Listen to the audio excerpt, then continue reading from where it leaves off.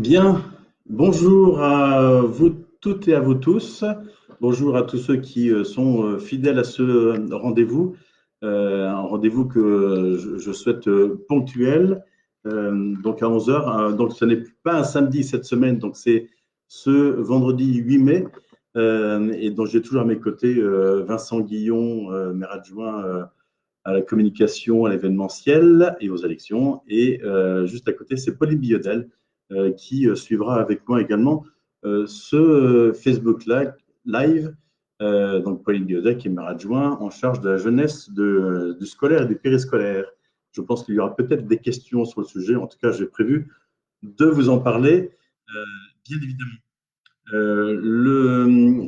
Nous sommes le 8 mai, et donc là, ah oui, c'est une petite chose avant, c'est le fait que la semaine dernière, il y avait eu des petits problèmes de son, même des problèmes assez importants, des sortes de micro-coupures très régulières. J'espère que ça ne se posera pas. Nous avons essayé de trouver le problème. Nous ne l'avons pas identifié. C'était la première fois depuis le début du confinement que nous avions ce problème. Donc j'espère que vous pourrez nous en excuser et que ça ne se passera pas aujourd'hui. Voilà. Si jamais il y a un problème, vous le dites dans les commentaires. Je ne sais pas ce qu'on fera, mais en tout cas, on essaiera de vraiment trouver ce problème-là. Nous sommes le 8 mai et nous revenons, quand je dis nous, c'est les quelques élus de Viroflay reviennent du cimetière. Nous avons fait une cérémonie, la cérémonie traditionnelle du 8 mai, raccourcie, évidemment à huis clos, et avec une douzaine d'élus, dont en fait les maires adjoints, et j'avais aussi convié les chefs de file, les têtes de liste des groupes minoritaires du conseil municipal dans ce moment républicain et ce moment de mémoire.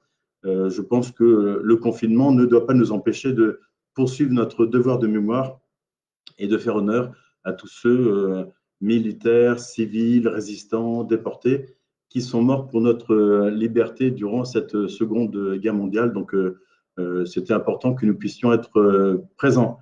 Et une petite chose aussi, je voulais vous montrer, alors c'est artisanal ce qu'on fait là, vous montrer aussi une photo. Nous avons déposé deux gerbes, une gerbe de la ville de Viroflay et une gerbe de la ville de Hasselor. Le conseil municipal m'avait fait passer une gerbe que j'ai donc déposée en leur nom. Et puis, nous avons aussi honoré la mémoire des Alliés avec un dépôt de gerbe au niveau du monument aux morts aux Alliés. Voilà, je voulais vous montrer ça.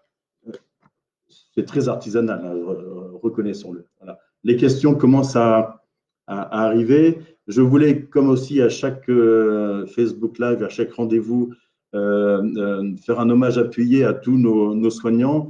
Ils ont fait et font encore un travail tout à fait exceptionnel pour arriver à soigner et guérir les personnes qui sont plus gravement touchées, qui sont de moins en moins nombreuses, mais qui sont toujours en réanimation pour certaines. Grâce à eux et grâce aussi à votre comportement et au confinement, la situation s'améliore. Vous le voyez dans tous les médias, d'ailleurs, que la situation s'améliore sur un certain nombre de plans et que la pression est notamment aussi retombée sur les EHPAD, dans les EHPAD, donc qui vont beaucoup mieux que ça ne l'a pu l'être il y a à peu près 3 ou 4 semaines.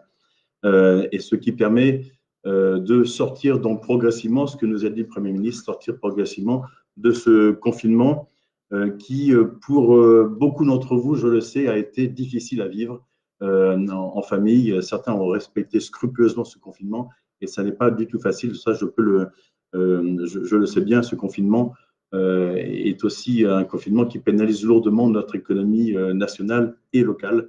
Donc, c'est bien de pouvoir en sortir et que les indicateurs commencent à s'améliorer. Mais attention, hein, le Premier ministre hier l'a rappelé, il ne s'agit pas de faire n'importe quoi et donc de reprendre nos anciennes habitudes. Donc clairement, la vie après sera tout à fait différente de la vie d'avant sur plein de sujets différents. Il y a toujours d'ailleurs des personnes qui sont fragiles et vulnérables et il ne s'agit surtout pas que l'un ou l'autre d'entre nous puisse les contaminer parce que nous n'aurions pas respecté les gestes habituels, j'allais dire le geste, la distanciation physique et les gestes barrières. Donc c'est la règle, ce serait vraiment dommage de ruiner tous les efforts que nous avons fait durant ces 8 semaines de confinement. Alors, le Premier ministre l'a annoncé, dès lundi, vous pourrez vous déplacer sans attestation, hormis, et ça c'était quelque chose qui n'était pas forcément attendu, hormis si vous prenez les moyens de transport en commun durant les heures de pointe, il me semble avoir compris qu'il fallait que vous ayez une attestation de votre employeur disant que vous ne pouviez pas faire autrement. Et donc ça, c'est une forme de nouveauté. Et donc, c'est bien… oui, à la fois, il faut réguler un petit peu le nombre de personnes qui pourraient prendre les transports en commun avec une offre de transport en commun qui va être assez inférieure à celle qu'elle était préalablement à ce confinement. Pour le reste, il y a un certain nombre de bonnes nouvelles quand même, et c'est plutôt une bonne chose. Au fur et à mesure, les bonnes nouvelles arrivent, et certaines qui étaient tout à fait attendues, et notamment en fait la question de la forêt. La forêt donc sera à nouveau accessible à partir du 11 mai. Et donc ça, c'est une très très bonne nouvelle. J'ai eu confirmation par le sous-préfet hier, donc qui m'a dit que oui, la forêt sera accessible. On avait déjà en fait en début de semaine vu des tableaux qui passaient au niveau des sites gouvernementaux disant que les forêts étaient accessibles, mais notre préfet nous avait annoncé qu'il attendait une circulaire sur le sujet, donc il n'y a pas de problème. J'ai juste une petite question, une interrogation en tout cas, et je fais confiance à votre esprit de responsabilité. C'est la question de la piste. Puisque les parcs et jardins vont rester fermés, eux, dans les zones rouges, la piste s'appelle un parc forestier. Le parc forestier rive gauche, il y en a un aussi sur rive droite. Donc, est-ce un parc? Dans ce cas-là, il doit être fermé puisqu'on est en zone rouge. Est-ce une dimension forestière davantage? Dans ce cas-là, il peut être accessible. J'ai envie de pouvoir le rendre accessible. Et là, on verra bien, je compte sur, donc, je le disais, votre responsabilité pour y faire attention. Les jeux seront bien évidemment condamnés et je compte aussi sur vous pour éviter d'enlever les rubalises ou les barrières qui pourraient se trouver autour parce que il y a toujours des petits malins qui pensent que les interdictions ne sont pas pour eux. Et donc, voilà. Par contre, je vous demande évidemment de ne pas être tous collés les uns aux autres sur la piste, de faire attention à vos enfants qui pourraient faire du vélo. Voilà. Si jamais vous pensez qu'il y a trop de monde, eh bien, revenez plus tard ou revenez un autre jour. C'est important que vous soyez tous responsables de vous-même, mais aussi de ceux qui sont à vos côtés. La deuxième bonne nouvelle concerne nos marchés, puisque nos marchés, là aussi, nous avons une confirmation de la part du sous-préfet. Les marchés vont rouvrir dès cette semaine et même dès mardi pour le marché Leclerc et mercredi pour le marché de Verdun. Nous mettrons en place un système de circulation à l'intérieur des deux marchés, le plus compliqué étant le marché Leclerc, une circulation qui se fera par une porte d'entrée côté place du 11 novembre et une sortie unique qui se passera du côté de la rue Pierre-Brossolette, donc du côté de la Poste. Et la circulation permettra d'éviter les retours en arrière des clients. Donc, préparez bien votre liste de courses pour vous arrêter de façon successive chez les différents commerçants que vous avez l'habitude de fréquenter. Ces commerçants, justement, en fait, les commerçants qui s'étaient installés dans des boutiques ou en extérieur ces dernières semaines vont réintégrer le marché et nous pourrons de ce fait libérer les espaces publics qu'ils occupent actuellement, notamment les trottoirs ou de la voirie, et donc pour reprendre nos habitudes en quelque sorte, puisqu'il y aura plus de piétons, plus de voitures, plus de vélos qui circuleront dans Viroflay, mais toujours en respectant les distanciations physiques, bien évidemment. Vous l'avez compris, ça, je pense que c'est imprimé dans l'esprit des uns et des autres. Il y a une petite nouveauté au niveau des marchés, puisque la période que nous avons traversée a permis à certains commerçants de proposer des services nouveaux de type livraison soit à domicile, soit livraison en point de retrait, qui avait été organisé par nos services.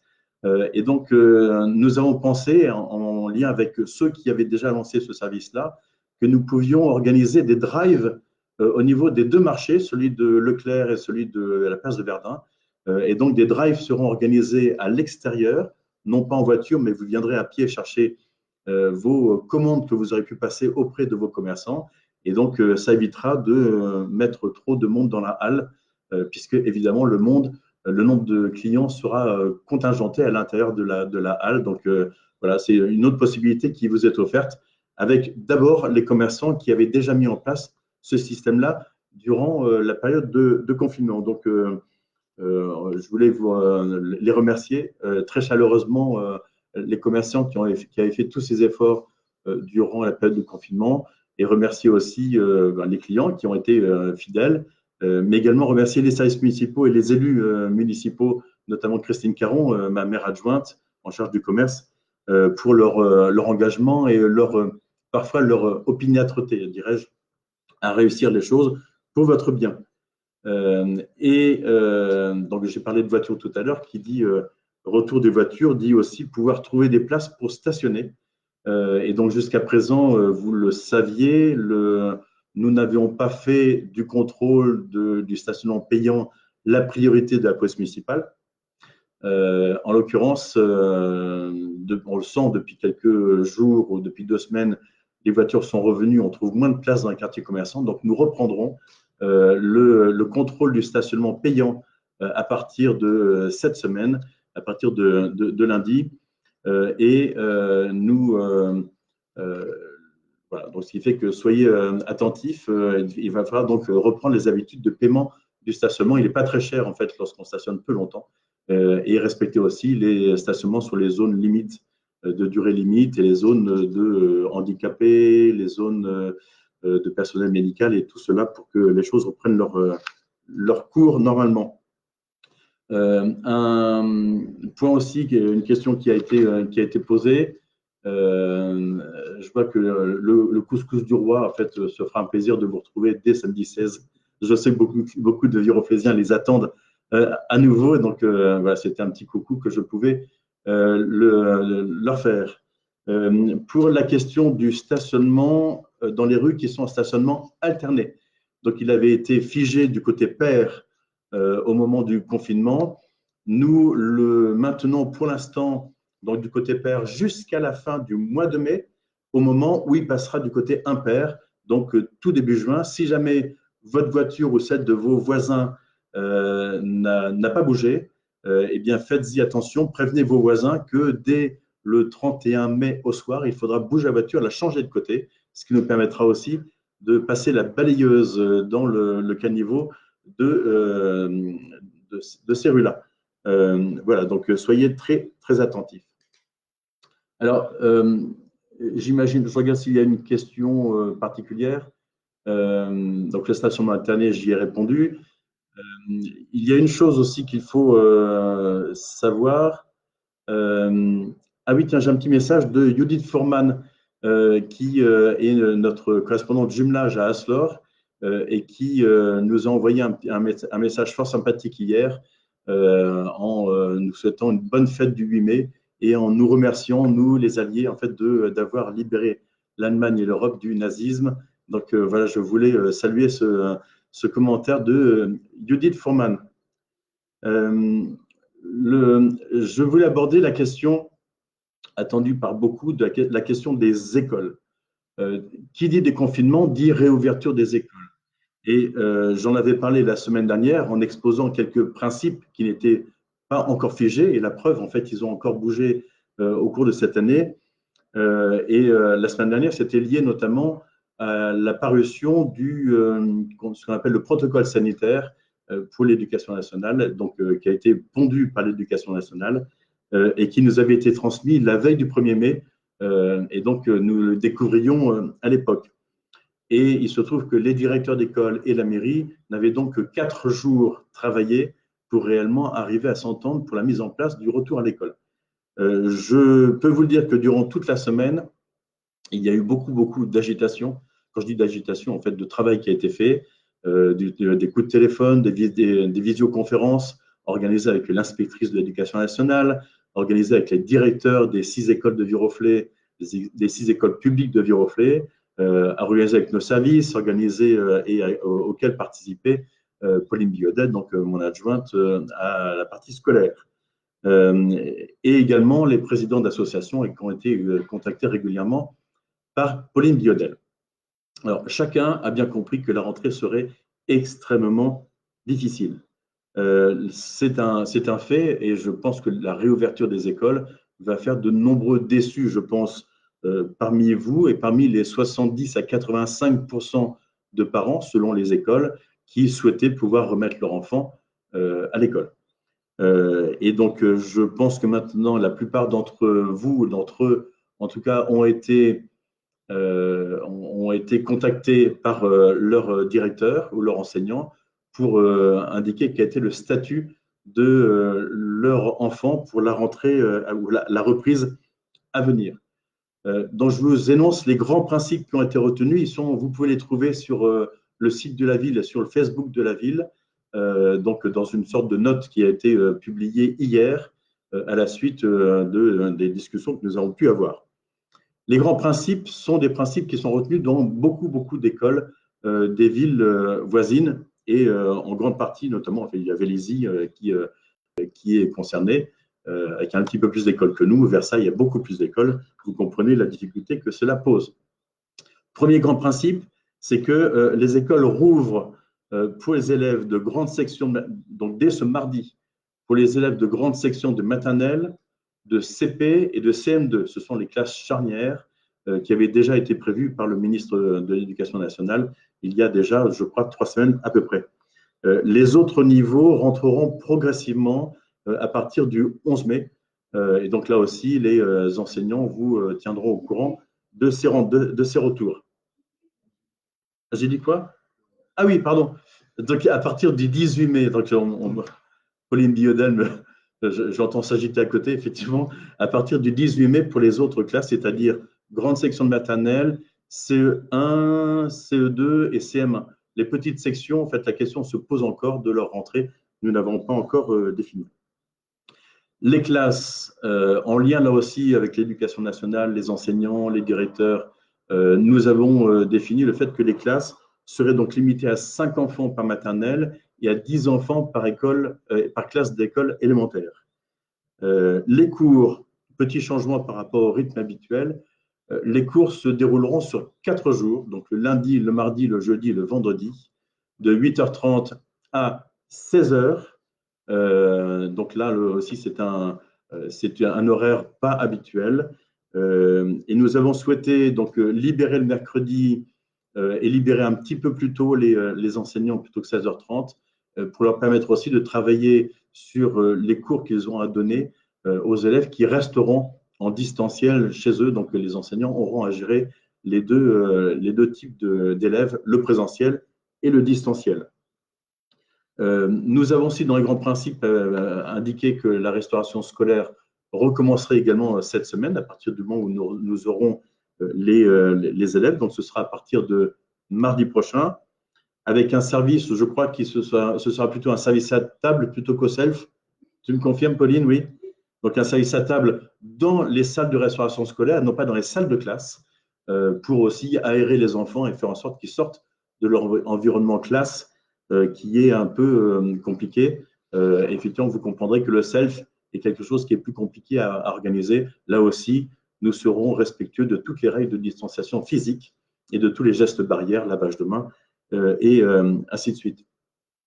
Il y aura aussi un accueil de loisirs qui sera organisé par la ville tous les jours à l'issue de l'école et jusqu'à 18h45 pour les enfants qui sont pris à l'école, c'est-à-dire qu'ils continueront lorsqu'une classe aura été réunie le matin, elle continuera, pour ceux qui le souhaitent en tout cas, elle continuera dans l'accueil de loisirs jusqu'à 18h45 et ce sera également normalement la même classe qui pourra être accueillie au centre de loisirs le mercredi sur les mêmes horaires que pour l'école, c'est-à-dire de 8h30 à 18h45.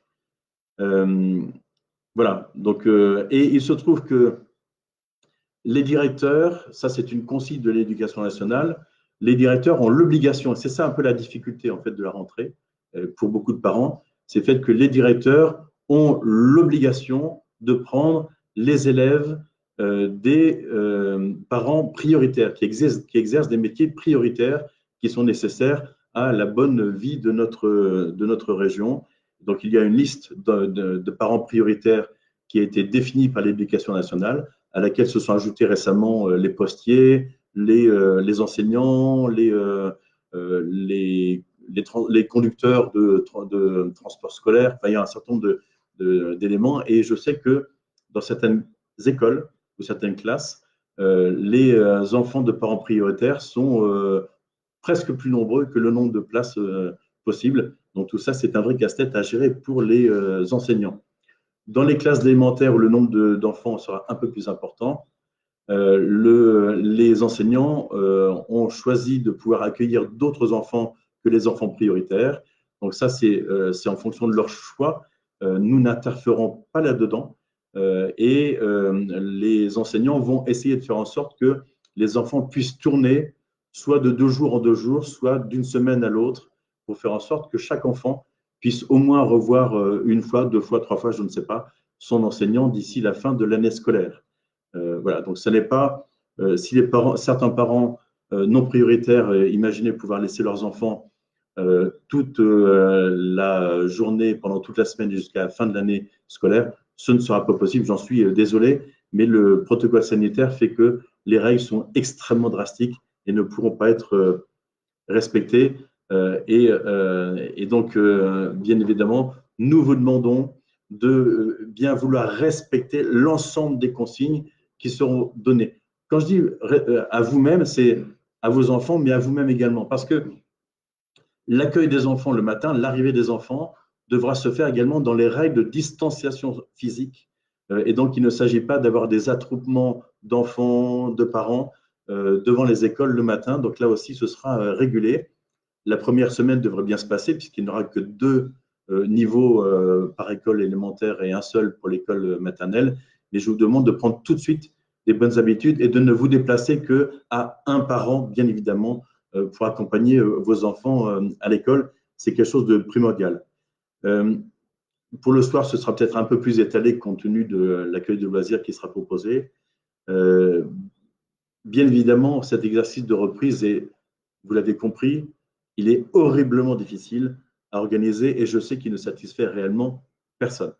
Mais j'en ai conscience et nous veillerons, les enseignants et nous-mêmes, nous veillerons à ce que vos enfants, ceux qui seront pris en tout cas, puissent avoir des journées qui soient les plus agréables possibles, dans lesquelles je pense qu'ils passeront beaucoup de temps devant les lavabos à laver leurs mains. Je pense que quelqu'un a compté qu'il y avait au minimum 8 lavages de mains à faire durant toute la journée scolaire, à minima.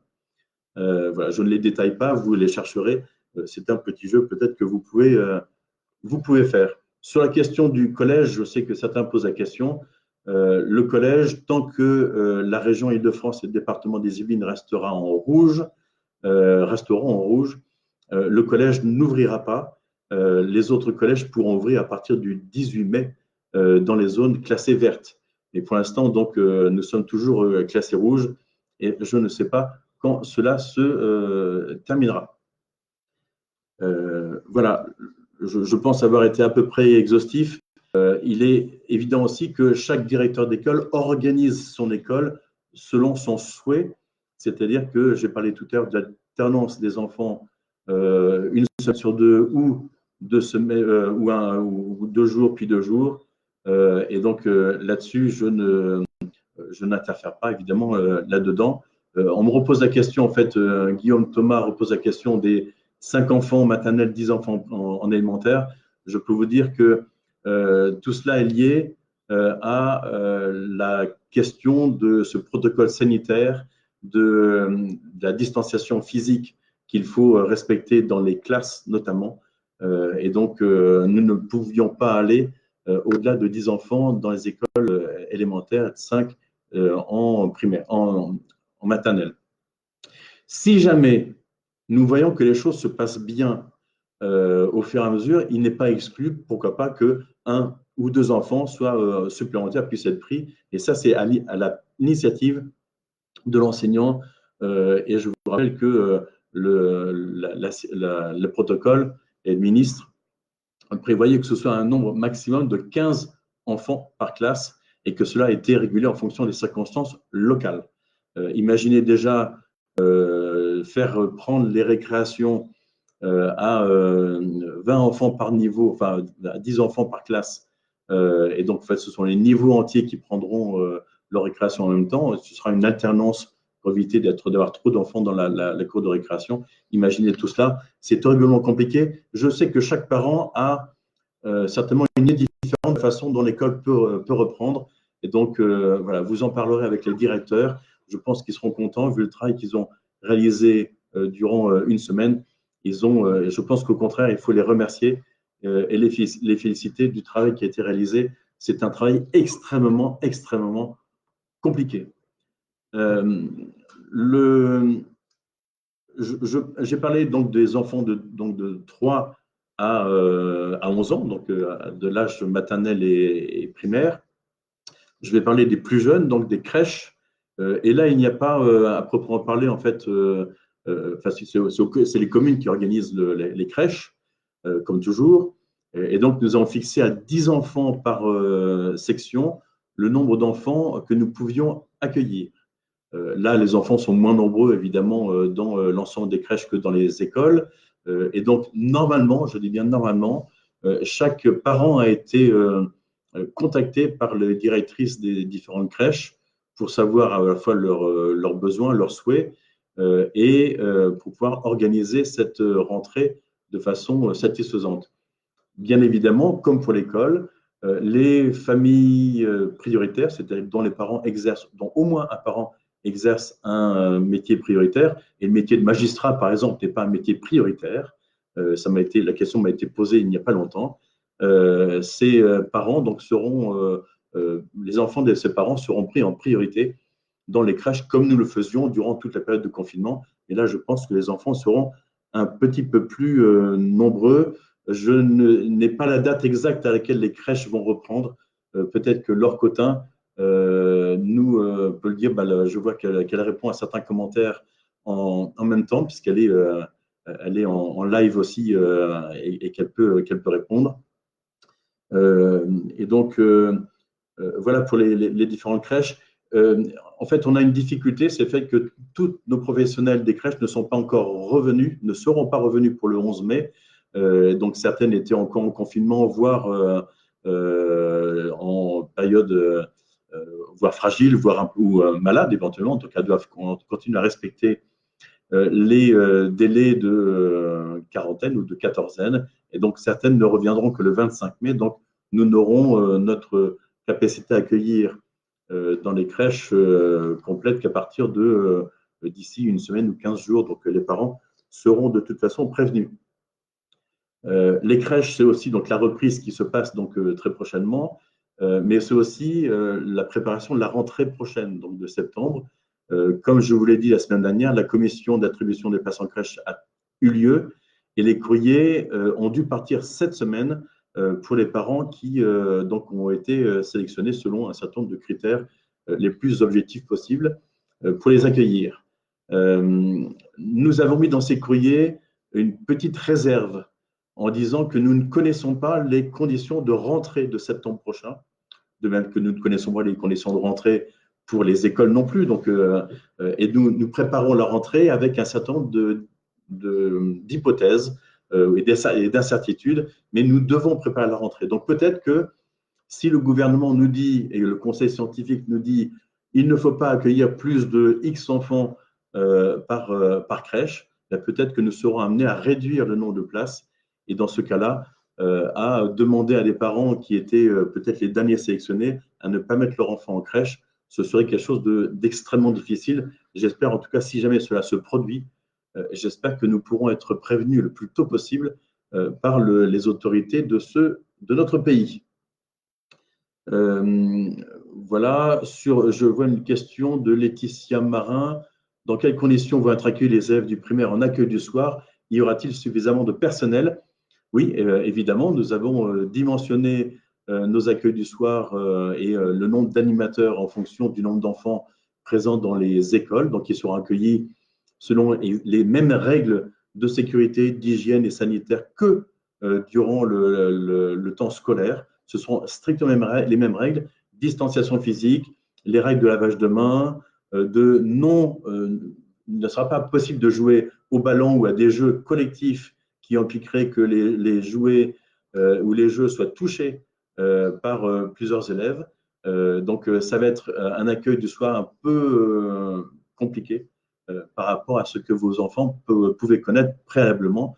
Mais donc, nos animateurs sont normalement formés à pouvoir accueillir les enfants et à faire de l'animation, quelles que soient les circonstances. Donc, normalement, ça devrait bien se passer. Et si vous voulez, vous pouvez, comme le propose Pauline Guiodel, relire les 60 pages du protocole sanitaire. Elles sont assez édifiantes sur la façon dont tout cela doit se passer. Et certains l'ont lu. Hein, et donc, voilà. Donc, c'est parfois difficile de lire le langage de l'administration, de comprendre tous les éléments. Parfois, on se demande si le terrain est bien connu par un certain nombre de décideurs. Bon, je n'en dirai pas plus. De ce côté-là. Alors, au niveau des sports, j'en ai parlé la fois dernière. Les sports, donc le seul sport qui est praticable, c'est le sport à l'extérieur et en individuel. Si on fait du collectif, eh bien, il faut faire un collectif qui respecte distanciations, les distanciations physiques. Sur le sport, en fait, il y a des questions sur l'ouverture des terrains de basket en extérieur. J'en ai parlé tout à l'heure sur le fait que la piste Rouvran, enfin la piste, quand je parle de la piste, c'est le parc forestier Rive Gauche notamment, Rouvran, mais sans les jeux pour enfants. Je pense que nous pourrons en fait ouvrir les terrains de basket. Je ne sais pas encore, en fait, on n'a pas encore réfléchi à ce sujet-là. Les terrains en plein air. Après, ce sera à chacun de respecter, de prendre ses responsabilités lorsque des enfants joueront avec le même ballon. Ça, nous n'en serons pas responsables. Pour l'ouverture du tennis, j'ai vu que le tennis était désormais un sport qui était praticable à partir du moment où il se passe sur les cours de plein air et à Viroflay. Donc, nous disposons de 1, 2, 3, 4 cours de plein air sur le site de la Sablière. Nous aurons 4 cours en intérieur qui, eux, ne seront pas praticables. Et j'ai cru comprendre que la fédération de tennis demandait à ce que chaque joueur, donc qu'on ne joue pas en double et que chaque joueur ne manipule que ses propres balles. Donc, il ne pourra servir qu'avec ses propres balles et il ne pourra pas ramasser les balles de son adversaire. Voilà. Donc, ce sont les règles en fait qui seront définies. Il y a aussi des questions sur la reprise de septembre, puisque évidemment, nous devons de préparer la reprise de septembre en termes d'ouverture de cours de langue, des cours d'art, de l'ensemble de nos services et puis de nos accueils périscolaires, entre autres. Et l'USMV fait la même chose, a essayé de préparer la rentrée. Comme je vous l'ai dit, nous n'avons aucune certitude sur la façon dont cela devait se passer, mais néanmoins, il est nécessaire de commencer à s'inscrire. Nous ne pourrons pas commencer à faire les inscriptions en septembre, puisque en fait, ce sera déjà trop tard, puisque l'année aura démarré, sauf si un projet de loi nous demande de reporter la rentrée au mois d'octobre, ce dont je doute très sérieusement. Et donc, je pense que c'est nécessaire de pouvoir commencer à préparer cette future rentrée avec tous les aléas qu'elle pourra comporter, en l'occurrence. Donc, évidemment, qui dit inscription dit le fait qu'il y a des cotisations à payer, mais je pense que là-dessus, évidemment, la plupart des associations qui œuvrent pour proposer des services ou des animations ou des activités, et nous-mêmes, nous serons vigilants et nous ne ferons pas payer les mois qui ne seraient pas consommés. Bien évidemment. Voilà donc pour les crèches. Oui, alors si certains d'entre vous sont mécontents des conditions qui sont proposées en termes d'école, de crèche, évidemment, ils peuvent toujours écrire aux députés ou aux ex-députés. Jean-Noël Barrot se fera un plaisir de recevoir les courriers et d'y répondre et de faire remonter, si besoin, les doléances des uns et des autres. Je peux aussi le faire et faire remonter vos différentes doléances. J'ai un petit peu moins de poids au niveau national que ne pourrait en avoir un député. C'est comme ça. Alors, je crois aussi, et je l'ai vu en fait dans les derniers jours, la question des masques est une question alors, il y a beaucoup de questions sur les masques, donc aujourd'hui même en direct là, et beaucoup de questions qui ont été posées ces derniers jours. Alors, et notamment, beaucoup me disent, mais comment ça se fait, Viroflay sera la dernière commune de Versailles-Grand-Parc à distribuer ses masques. Bon, en l'occurrence, aucune commune de Versailles-Grand-Parc ne peut commencer à distribuer des masques qu'elle n'a pas. Les premières livraisons de masques doivent, livraison, j'allais dire, aux communes, puisque les fournisseurs, on a eu quelques aléas avec nos fournisseurs, avec les transports. Et donc, les premiers masques arrivent demain soir, samedi soir, donc ils seront collectés, réceptionnés, et certaines distributions dans certaines communes commenceront, je crois, dimanche. Et faire une distribution en semaine est un peu compliqué. Je vous expliquerai pourquoi après. Et donc, nous avons décidé de faire les distributions de masques à partir du week-end de la semaine prochaine, c'est-à-dire à partir des 16 et 17 mai prochains. Alors, là aussi, je lis sur les réseaux sociaux, chacun d'entre vous a sa façon de voir la distribution des masques. Imaginez bien que de notre côté, ça fait plusieurs semaines que nous y réfléchissons et nous avons exploré toutes les possibilités de faire cette distribution de masques en porte-à-porte, dans les boîtes à lettres, sur réservation. Nous sommes inspirés de ce que faisaient aussi un certain nombre de communes. Nous n'avons pas souhaité vous demander de faire des réservations de masques préalablement. Les communes de Versailles et de Vélizy l'ont fait. Ça génère beaucoup de travail de préparation en amont. Nous avons choisi un système qui nous paraissait relativement simple et auquel vous êtes déjà habitués. En l'occurrence, vous recevrez, alors, dans vos boîtes à lettres, vous recevrez non pas par courrier, mais distribué dans vos boîtes à lettres par notre distributeur du magazine, notre distributeur habituel du magazine. Vous recevrez certainement aux alentours de mercredi, vous recevrez ce papier-ci, donc un recto verso, qui vous indique l'ensemble des modalités pour retirer votre masque. Et tout ça se passera ou en tout cas juste devant les bureaux de vote auxquels vous êtes habitués. Et c'est aussi pour ça qu'il est difficile de faire cette distribution en cours de semaine, parce que les bureaux de vote plusieurs en tout cas, sont tenus dans les écoles. Et donc, comme les écoles fonctionneront à la fois pour le scolaire et le périscolaire durant la semaine, ça n'est pas possible de les utiliser. Et ça nous paraissait la meilleure solution, puisque vous êtes habitués et vous avez l'adresse sur vos cartes d'électeurs.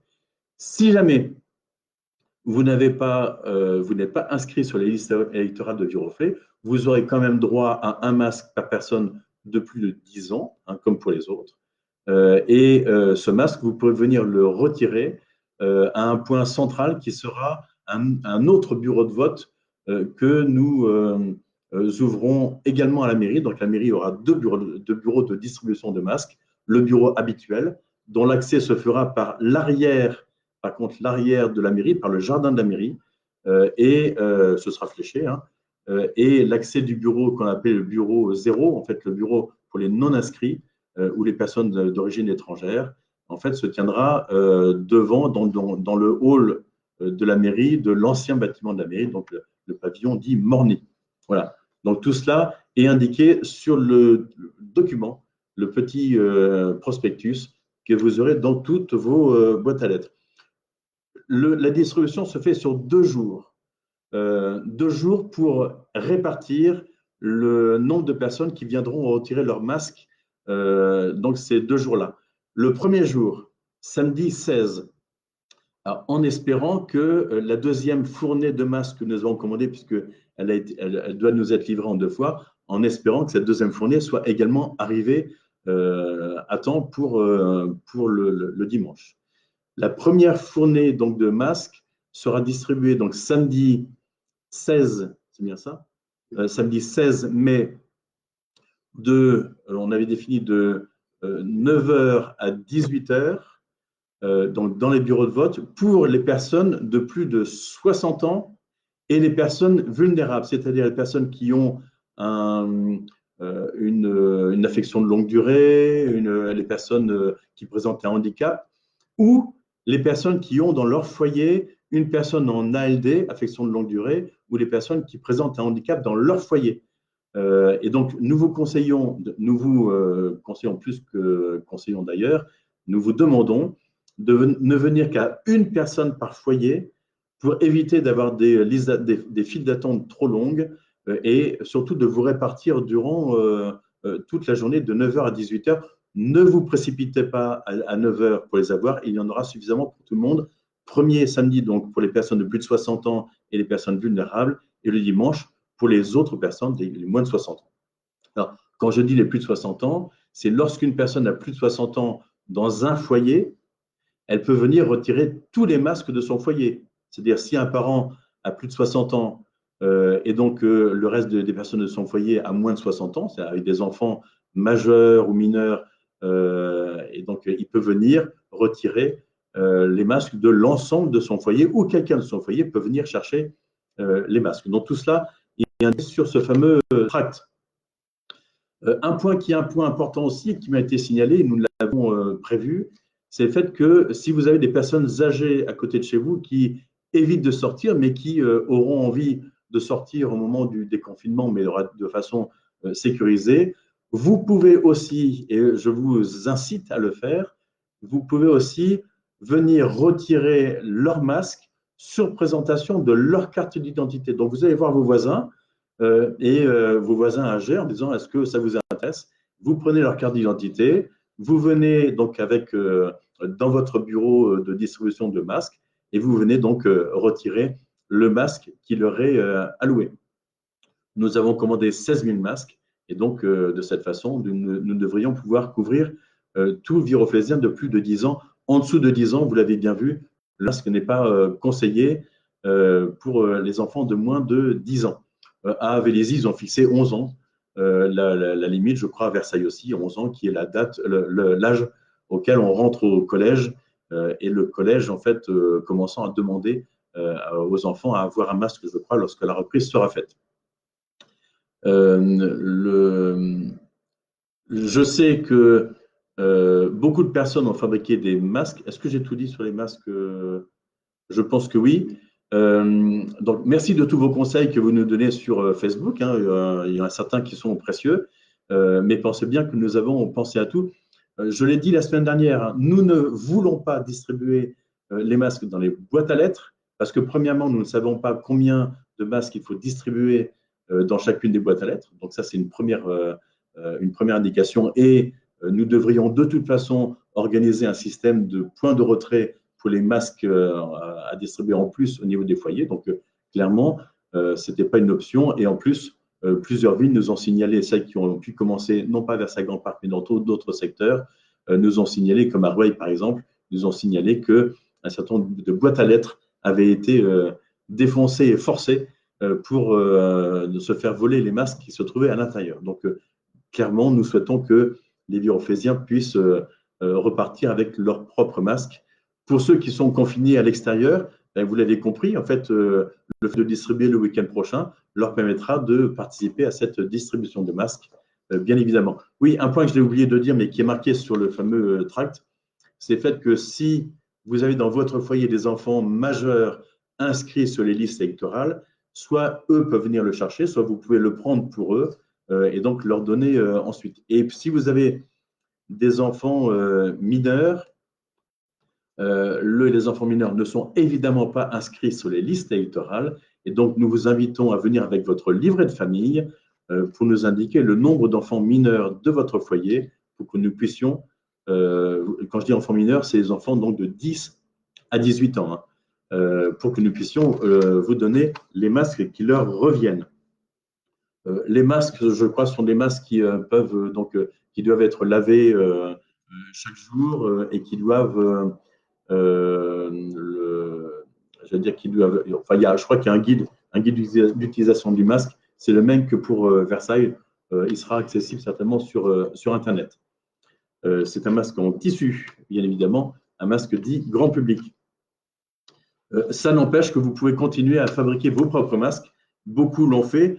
Et notamment, je voulais aussi vous remercier, vous féliciter, tous ceux qui ont fabriqué des masques. Nous avons eu beaucoup d'exemples. L'ensemble des élastiques que nous pouvions vous fournir a disparu Donc nous l'avons donné gratuitement, à la fois ceux que nous pouvions avoir et ceux qui nous avaient été gentiment donnés par notre député Jean-Noël Barrot. Et donc ça veut dire que presque 3000 masques ont pu être fabriqués à Viroflay par des bénévoles pour un usage familial ou de voisinage. Et je vois aussi que dans dans les dans les commentaires que je vois arriver sur Facebook, certains proposent de donner des masques qu'ils ont fabriqués. Donc évidemment, ça fait partie de la solidarité et de cette spontanéité qui vous caractérise. Donc n'hésitez surtout pas. Je voulais vraiment également tirer un coup de chapeau énorme à tous les bénévoles et toutes les bénévoles couturières et couturiers de l'association Over the Blues qui ont fabriqué près de 20 000 blouses. Cette association a fabriqué près de 20 000 blouses, pas que à Viroflay, hein, bien sûr, mais 20 000 blouses qui ont été distribuées dans les établissements de santé, de soins ou les EHPAD. Viroflay en a bénéficié, hein, l'EHPAD des Aulnettes et l'EHPAD de la Source en ont bénéficié l'un et l'autre. Et je sais que certaines blouses de Viroflay sont même allées jusqu'au CHU de, je crois, Nancy. Je ne sais pas si c'est Nancy ou Dijon, je ne sais plus exactement, puisque une petite photo de remerciement a été envoyée à la couturière qui avait cousu les blouses en question. Donc vraiment, toutes mes félicitations et tous mes remerciements à tout le monde. Vous réclamez peut-être encore des élastiques. Et les élastiques, nous n'en avons plus, malheureusement. Donc, il va bien falloir réapprovisionner les boutiques qui en vendaient. Nous n'avons plus de mercerie à Viroflay, mais peut-être que les grandes surfaces vont pouvoir en vendre. Elles vendent maintenant hein, des masques grand public. Ah, vous avez peut-être remarqué aussi que les masques grand public proposés par le président de la République il y a quelques semaines, en fait, ils ne vont pas être gratuits. Ils vont être payants et ils seraient, je crois en tout cas, on nous dit qu'ils sont accessibles depuis le 4 mai, je ne les vois pas. Et je crois qu'ils seront vendus chez les buralistes ou dans les pharmacies. Je ne sais pas bien. Donc, est-ce que ce seront les masques noirs comme celui du président de la République avec le petit drapeau tricolore sur le côté? Je n'en sais strictement rien. Comme ça, on les reconnaîtrait au moins. On verrait qu'ils viennent de l'État et que l'État aura joué son rôle dans ce domaine-là, rôle qui a été repris en tout cas par les collectivités locales de façon très importante. Voilà, je voulais aussi remercier largement la région et sa présidente Valérie Pécresse. Vous voyez, je cite tout le monde, hein, notre présidente de région, le député, le président de la République, tous ceux qui œuvrent. Valérie Pécresse, en fait, comme elle est organisatrice des services de transport, elle met à disposition des voyageurs des masques en tissu jusqu'à présent, non pardon, pour l'instant des masques chirurgicaux. Nous en avons distribué, quand je dis nous, en fait les élus de Viroflay en ont distribué, aidés en cela par le maire de Vélizy, hein, Pascal Thévenot, en ont distribué sur les 3 gares la semaine dernière, cette semaine également, donc sur les 3 gares de Viroflay. Nous recommencerons la semaine prochaine encore une distribution de masques chirurgicaux qui deviennent obligatoires dans les transports en commun, tramway, bus, métro et train SNCF et RER. Et je crois savoir que donc ce sont quand même des millions de masques qui sont distribués par la région, et je crois savoir qu'elle a l'intention également de distribuer un masque tissu à chaque abonné du pass Navigo. Donc, je ne sais pas dans quelles conditions cette distribution va se faire, mais elle se fera dans, je veux dire, les jours à venir. En tout cas. Donc voilà, donc tout le monde a œuvré en fait dans le domaine des masques, chacun à son niveau. Et croyez bien que si les masques ne sont pas encore là, ça n'est pas de notre fait, et nous ne pouvions pas avoir une production locale bénévole suffisante pour alimenter l'ensemble des Viroflaysiens. Déjà, je pense que les milliers de masques qui ont déjà pu être fabriqués soulagent largement, puisque je vois quand même dans la rue ou dans les commerces beaucoup de personnes, de Viroflaysiens qui portent des masques. Une chose qui est importante aussi, c'est le fait que vous devrez, quand je disais tout à l'heure, respecter les conditions, les règles qui seront édictées. vous devez impérativement respecter ce que chacun ou chaque service ou chaque commerce vous demande. Si des commerces vous indiquent sur leur porte d'entrée ou leur vitrine que le masque est obligatoire, ils pourront vous refuser l'entrée. Donc, soyez attentifs et ne venez pas comme ça, les mains dans les poches. Ayez toujours votre masque, si vous, ou renseignez-vous en tout cas sur les commerces qui obligent à porter un masque. De même, au niveau de la bibliothèque rouvre ce mercredi-ci au public et le masque sera obligatoire dans la bibliothèque pour toute personne qui y rentrera. Nous sommes en train de faire rentrer tous les livres qui étaient partis avant le confinement. Je ne sais pas si je vous l'ai dit la semaine dernière, mais le samedi qui a précédé le confinement, plus de 8000 ouvrages, que ce soit livres, DVD, CD, bandes dessinées, ont été empruntés ce jour-là. Donc, c'est un record absolu. Donc, il faut faire rentrer ces 8000 livres, mais pour les faire rentrer, il faudra du temps. Les rayons sont très vides, il faudra du temps et il faut que les livres, lorsqu'ils reviennent, ils soient mis en quarantaine pendant au moins, je crois, 5 à 7 jours avant d'être remis en rayon. Et donc, bien sûr, quand vous reviendrez à la bibliothèque, les rayons seront peu achalandés. Donc, revenez surtout pour apporter les livres que vous avez pu emprunter durant ces 2 mois de confinement. La bibliothèque aura ses propres règles, c'est-à-dire que nous limiterons le nombre de personnes qui seront accueillis en simultané dans la bibliothèque. Nous vous demandons également d'être attentif au temps que vous passerez dans la bibliothèque, c'est-à-dire de limiter votre temps, d'éviter de manipuler les livres et donc de les choisir uniquement sur la tranche. Voilà, ça peut être aussi l'occasion de faire des découvertes ou de faire de nouvelles lectures. Je vous l'ai dit, il y aura des postes de travail qui seront proposés sur réservation. Nous en ouvrons pour l'instant une dizaine sur réservation pour les personnes qui ont du mal à faire du télétravail à domicile à cause de leurs enfants, à cause d'un certain nombre ou des conditions simplement de travail chez elles. Et donc, elles pourront venir réserver et venir passer 1, 2, 3 demi-journées. Nous verrons le temps que nous pouvons consacrer à chacun selon le type de demande. Et si la demande devient un peu plus importante, nous verrons au fur et à mesure comment nous pouvons augmenter éventuellement ce nombre de postes. J'essaierai de répondre à la question tout à l'heure sur la ville peut-elle, Anne Gaulle, la ville peut-elle proposer une aide pour l'achat d'un vélo électrique? J'y répondrai tout à l'heure. Voilà pour la bibliothèque. Si, nous avons aussi remarqué la façon dont les commerçants fonctionnaient durant ce confinement et nous allons aussi à la bibliothèque vous proposer un drive et donc sur réservation de vos ouvrages sur le site de la bibliothèque, nous pourrons vous préparer votre paquet et vous le mettre à disposition sans que vous ayez à rentrer dans la bibliothèque. Donc, c'est un service nouveau. Nous le testons et nous verrons bien la façon dont nous pourrons y répondre. Donc, toutes les informations vous seront données le plus rapidement possible pour que vous puissiez en bénéficier. Évidemment, jusqu'à présent, nous pouvions réserver un livre qui était sorti. Nous devons aussi améliorer notre outil informatique pour réserver un livre qui serait présent à la bibliothèque. Mais pour l'instant, comme ils ne sont pas tous présents, peut-être que le drive mettra un petit peu de temps à se mettre en place. Voilà pour la bibliothèque. Il y a eu aussi, je l'ai vu durant cette semaine et un peu la semaine dernière, des questions, commentaires sur les réseaux sociaux sur la question du vélo.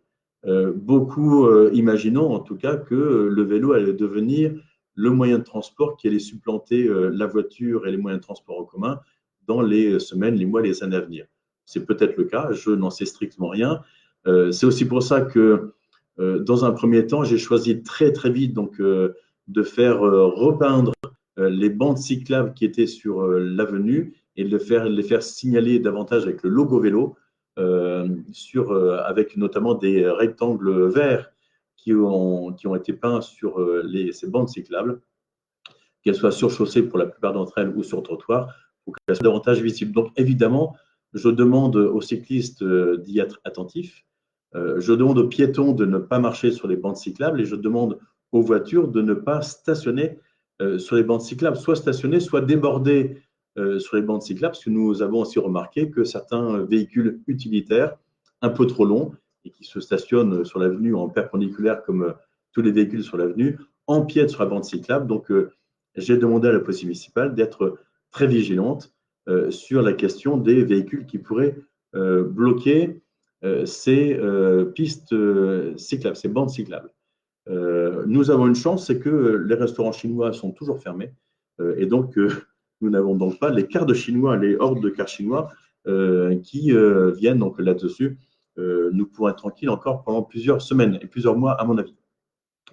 Voilà, donc voilà, si vous avez une course à faire et que vous garez en double file, vous courez le risque de à la fois gêner et insécuriser des vélos qui pourraient passer, mais également de vous faire verbaliser.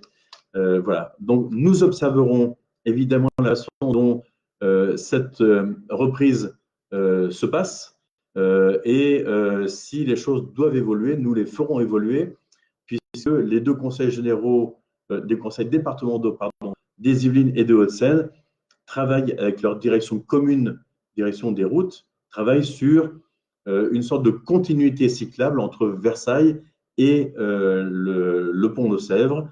Je sais que les maires de Chaville et de Sèvres ont demandé au département des Hauts-de-Seine de travailler là-dessus. Et une carte a été produite. Et vous avez remarqué que malgré les intentions des uns et des autres, certains tronçons ne seront pas, même provisoires, ne seront pas tracés et dessinés avant la fin du mois de juin prochain, parce que réaliser des tronçons cyclables dans nos villes, c'est quelque chose d'extrêmement difficile, compte tenu du contexte de la circulation d'une part, mais également du contexte du stationnement, du contexte de circulation des différents usagers du domaine public.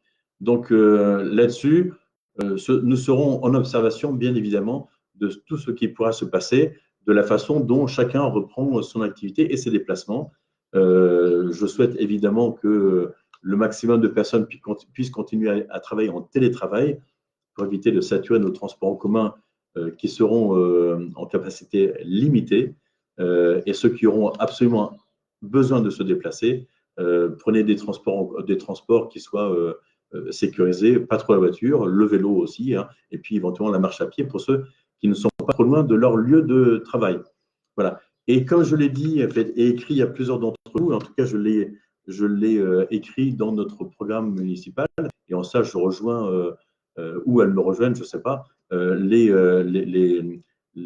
groupes minoritaires du conseil municipal sur le fait que nous aurons à travailler dans les mois à venir sur la question du vélo à vue reflet, et un groupe de travail spécifique sera constitué et je pense qu'il vaut mieux commencer à le constituer, à travailler à partir du moment où nous pouvons recommencer à nous réunir.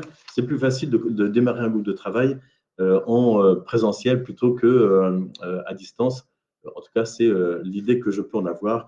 Voilà. En tout cas, tout sera fait pour observer et vous réserver des conditions de déplacement qui soient les moins dégradées possibles et les plus sécurisantes possibles. Sur la question des vélos électriques, en fait, sur les subventions, clairement, la région a lancé une subvention, une possibilité de subvention tout à fait exceptionnelle depuis le mois de décembre dernier, une subvention de 500 € par foyer pour l'achat d'un vélo électrique. C'est un dispositif qui a beaucoup fonctionné du fait des grèves du mois de décembre, qui va certainement encore fonctionner là. Et je sais que la région, les services de la région instruisent les demandes de subventions, donc n'hésitez pas à le faire. Les magasins de vélo vont rouvrir. Ils vont même vous proposer, pour certains en tout cas, le chèque réparation vélo de 50 € promis aussi par le gouvernement. Je n'ai pas encore les méthodes de diffusion de ce chèque réparation vélo. Donc, la région verse 500 € de subvention et la ville n'en verse pas, puisque si la ville en versait, et même si elle versait 500 €, la région ne verserait pas sa subvention, donc puisque la région déduit de sa subvention les versements qui pourraient être faits par les collectivités locales Donc, il faudrait que la ville verse plus de 500 euros. Et vous imaginez bien que c'est une difficulté financière qui peut s'offrir à la ville de Viroflay, mais aux autres communes pour offrir toutes ces subventions aux Viroflaysiens. Donc, pour l'instant, la région fait ce travail-là. Elle le fait très bien. Et je remercie encore une fois Valérie Pécresse. On me fait signe qu'il est midi. Voilà, donc, donc je vais pouvoir. J'ai deux, trois autres informations à vous communiquer. Je crois avoir répondu à un certain nombre de questions. Ouais, il y avait une question sur le jardin partagé. Alors, c'est un jardin partagé qui est géré par une association. Je ne sais pas si c'est un membre de l'association qui m'a posé la question. Si, ça va être M. Rouleau. Et je ne sais pas si M. Rouleau fait partie de l'association en question. Le jardin partagé pourra rouvrir dans les conditions, évidemment, de distanciation sociale. Ce n'est pas un jardin public, c'est un jardin spécifique. Et donc, évidemment, il ne sera pas question d'y accueillir des groupes d'enfants comme ça pouvait être le cas précédemment. Donc, là aussi, il faut le rouvrir, certainement pour l'entretenir un petit peu. Voilà, donc je suis à disposition de l'association pour en reparler si elle le souhaite, sachant que c'est un jardin qui est sur un terrain communal, bien évidemment. Voilà. Si jamais vous avez un jardin que vous voulez prêter pour en faire un jardin partagé, n'hésitez surtout pas à vous faire savoir. Une autre chose sur deux petits rappels sur la question des encombrants. En fait, vous avez pu encore remarquer que des encombrants avaient été sortis, c'était cette semaine, hein. Des encombrants avaient été sortis en avance, trop tard, ou sortis alors qu'ils n'avaient pas lieu d'être sortis. Et nous constatons encore sur les trottoirs des aspirateurs, des pots de peinture, des frigos, du gravat, des carrelages qui jalonnent nos trottoirs. La police municipale fait le tour des maisons devant lesquelles il y a même des pneus ou des roues.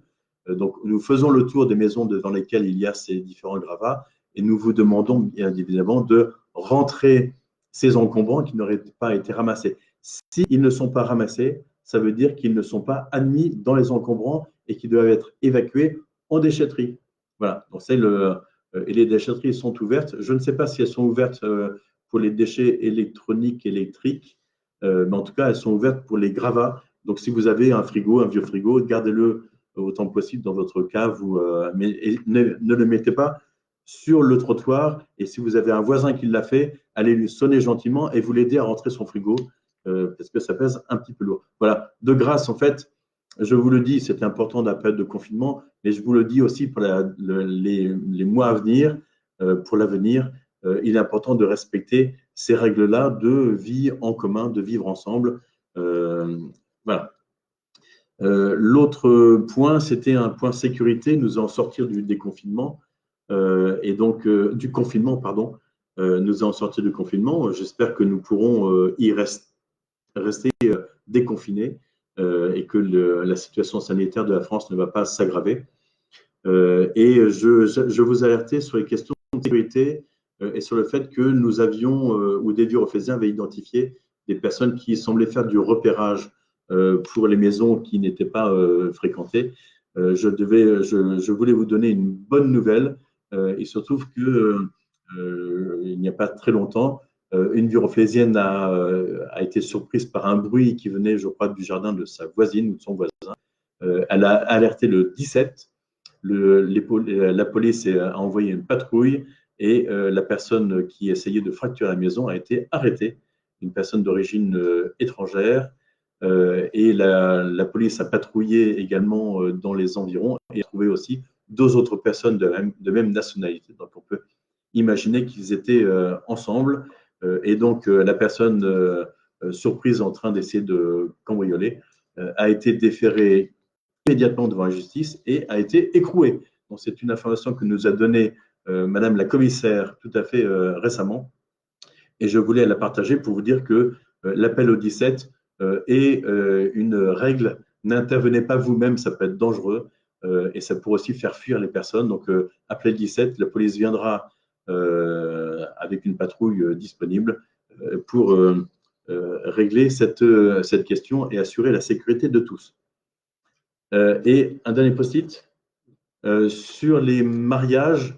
Alors, je l'ai dit la semaine dernière, c'est le gouvernement n'en a pas parlé hier d'ailleurs, mais la dernière fois avait évoqué le fait que les mariages, les mairies pourraient continuer à proposer le report de mariage. Donc, nous le ferons, ce report de mariage.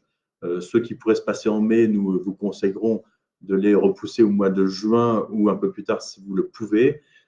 Si vous ne pouvez pas repousser un mariage, nous pouvons envisager de le faire d'ici la fin mai, plutôt le dernier week-end de mai, mais vraiment avec un nombre de personnes extrêmement limité, qu'on limiterait à une vingtaine de personnes au plus.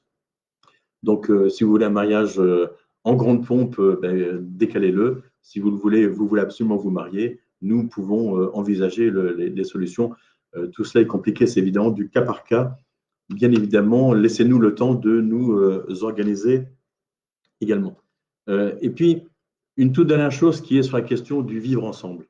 Le vivre ensemble, c'est un vivre ensemble dans la rue, bien évidemment, lorsque nous fréquentons les commerces, lorsque nous allons dans la forêt, dans le parc forestier, la piste et un peu partout, lorsque nous emmenons nos enfants à l'école et ainsi de suite, lorsque nous fréquentons les lieux publics. Mais je crois que le vivre ensemble, c'est aussi bien vivre ensemble sur le numérique, sur les outils numériques et notamment sur les réseaux sociaux. Et je vois trop souvent sur des réseaux sociaux locaux de Viroflay, mais également d'autres réseaux sur d'autres villes alentours ou en province. Je vois trop souvent en fait des personnes qui s'invectivent sur les réseaux sociaux, qui n'utilisent pas le bon ton, je trouve en fait entre les uns et les autres, un ton qui permettrait de débattre tout à fait sérieusement, efficacement, en échangeant des idées et non pas des invectives. Donc je vous demande entre vous, éventuellement avec la mairie aussi, si vous le souhaitez, si vous pouvez, je vous demande d'utiliser les bons mots et d'être dans une attitude la plus bienveillante possible. Le débat se fait sur des idées et non pas ne se fait pas sur des, je ne veux pas dire insultes, on n'en est pas là, mais sur des invectives qui ne sont pas les bienvenus. Et donc, je sais, la liberté d'expression, vous y êtes très attaché en France et à Viroflay, mais en fait, cette liberté d'expression doit pouvoir trouver sa place dans la convivialité et la bienveillance nécessaires entre vous tous. Voilà, je voulais finir là-dessus parce que les invectives, un jour ou l'autre, en fait, peuvent être regrettées et peuvent blesser également les uns les autres. Donc voilà, donc soyez attentifs à cela. Voilà, c'est le respect et le respect des règles minimum du bien vivre ensemble. On en a appris de nouvelles durant le confinement, donc la distanciation physique, je les rappelle, les gestes barrières qu'on nous rappelle régulièrement, la bienveillance et la convivialité en font partie.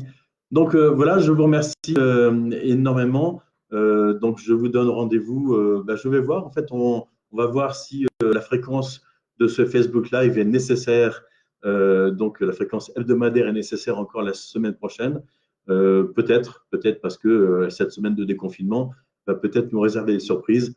Donc voilà, soyez attentifs aux réseaux sociaux dans la semaine à venir pour savoir si Facebook se tient à nouveau. En tout cas, j'avais promis qu'il se ferait au moins une fois par mois et je le ferai. C'est un exercice que je pense que vous appréciez et que j'apprécie de plus en plus dans cet échange direct avec vous.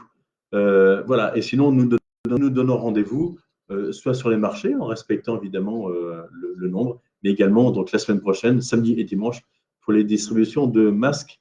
Merci à vous tous et je vous souhaite un excellent 8 mai. Mettez les drapeaux à vos façades, à vos fenêtres pour célébrer ce 8 mai et très bonne semaine à vous. Merci à vous. Au revoir.